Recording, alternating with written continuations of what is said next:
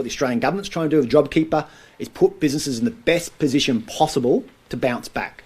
So given that level of pressure that you've said that local businesses will be under because of coronavirus, if coronavirus does continue, beyond 6 months, will the government look at extending this scheme for businesses? So we've kept scaling up our responses, and between now and the end of 6 months, we'll obviously make a series of decisions to either to go harder in response to corona, or maybe at some stage wind back, and we'll have to keep making our economic decisions as we make those decisions. So I wish I had a crystal ball.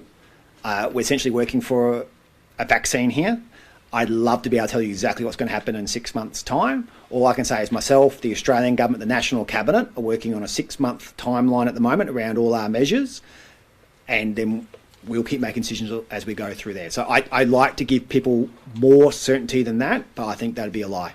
You said before that the NT government / budget had a good revenue base and a good balance sheet. That seems a bit contrary to what's happened in the last couple of years, though.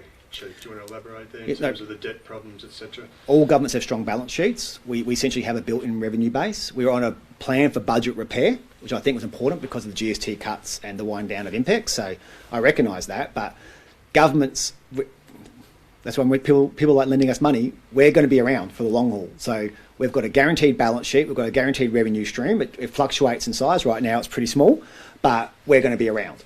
I can't say the same thing about a lot of businesses if they don't get help from us. That's why it's so important for us to do this and do this quickly and make sure I bring that business through from now to the end of this. And that's been my pledge all the way through. I'll do whatever it takes for as long as it takes to save your lives, but also to save your jobs. I've got to get you through. And so for me, as a government, we'll get you through to the other side of this. A lot of people are curious about when that first lot of people who arrived on hotel quarantine will be released and how that's going to happen in terms of... So which quarantine?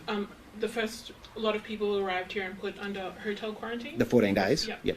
When are they going to be released, and how is that going to happen? Are they going to still be supervised in a way or checked up on? So it'll be 14 days from that date. So if you're talking about the forced quarantine, so that's from Wednesday. Yeah. So 2 weeks after that. So I'll double check my 14, but that'll either the Tuesday or the Wednesday, depending on how you're counting. So it'll be the Thursday through. So 14 days.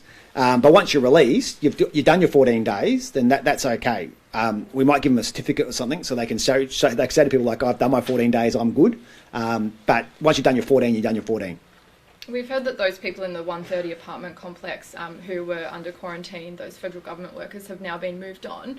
Why did the government do that? Was that because of residents' concerns? So they have been moved to more of a traditional hotel. And for me, the preference is always to store these people. That's the wrong way of phrasing it. Keep these people in a traditional hotel situation.